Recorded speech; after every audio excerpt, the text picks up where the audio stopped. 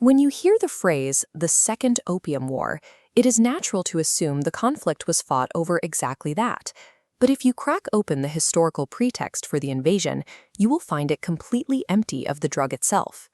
Following the First Opium War, Britain expected a frictionless environment for their merchants, new legal rights for their citizens, and total economic access to Chinese ports. By the 1850s, those expectations had fallen flat. The British Empire wanted greater influence, and they were actively searching for a way to pry China's ports completely open. The spark came in the fall of 1856, in the crowded waters of Canton Harbor. Authorities seized a merchant vessel known as the Arrow. The Arrow had a complicated resume. It was previously used for piracy, but had since been resold and registered in Hong Kong.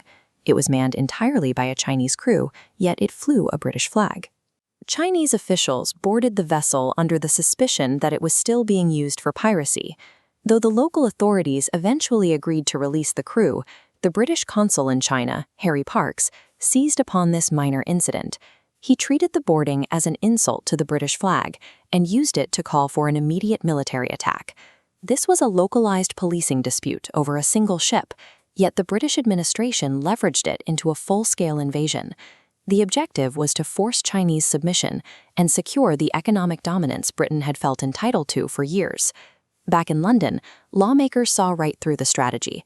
The British Parliament explicitly voted against launching a war over an incident as trivial as the boarding of the Arrow. But the Prime Minister at the time, Lord Palmerston, was intent on fighting. He flatly refused to accept Parliament's decision to block his desired battle in China. To bypass the lawmakers, Palmerston orchestrated a general election. He manipulated the political landscape to sweep out the dissenting parliamentarians and successfully stack the government with loyalists who would back his military ambitions. With political opposition out of the way, Palmerston mobilized. Britain forged an alliance with France, who was nursing its own feud with China, and the two powers launched an assault on Canton from the Pearl River, successfully capturing the city's governor. Through sheer executive overreach, Palmerston bypassed the democratic process entirely. He locked his country into an unauthorized overseas war that his own parliament had actively tried to prevent. A brief pause in the fighting came in 1858 with the treaties of Tianjin. The agreement forced China to open nearly a dozen new ports to Western nations and pay millions of taels of silver. But for the European allies, these concessions were insufficient. They wanted unfettered travel and permanent diplomatic strongholds deep inside Chinese territory. Peace broke down a year later at the Taku forts.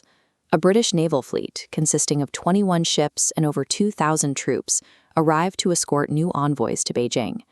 When Chinese defenders denied them passage, the British admiral flatly refused and ordered his men to open fire on the blockades.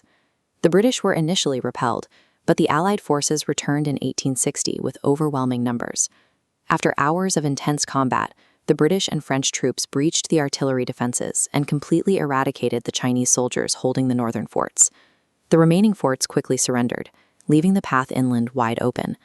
The Allied armies marched relentlessly toward Beijing, colliding with a massive Chinese force of roughly 30,000 troops at the Battle of Palikao and routing them entirely. The Western forces then marched directly into Beijing. To punish the Qing dynasty and demonstrate their absolute physical control, the Allied troops systematically plundered and destroyed the historic summer and winter palaces. This destruction served no tactical military purpose. It was a calculated display of cultural devastation, designed specifically to break the morale of the Chinese leadership and guarantee their total psychological submission. By late 1860, Chinese resistance had completely collapsed. Left with no other options, the Qing Chinese territory were carved off and handed directly to Britain and Russia, while the government was ordered to pay out millions of taels of silver to cover the indemnities of the invading armies.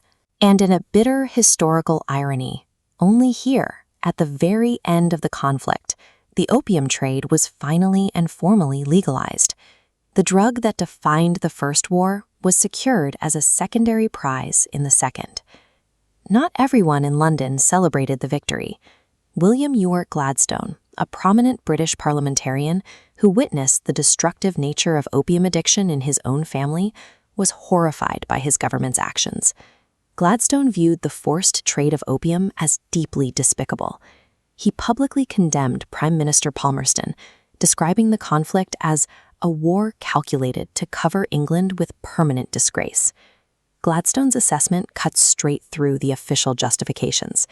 The Second Opium War was a masterclass in imperial extortion, a massive military operation built on a manufactured excuse, executed solely to dismantle a weaker state and extract its wealth.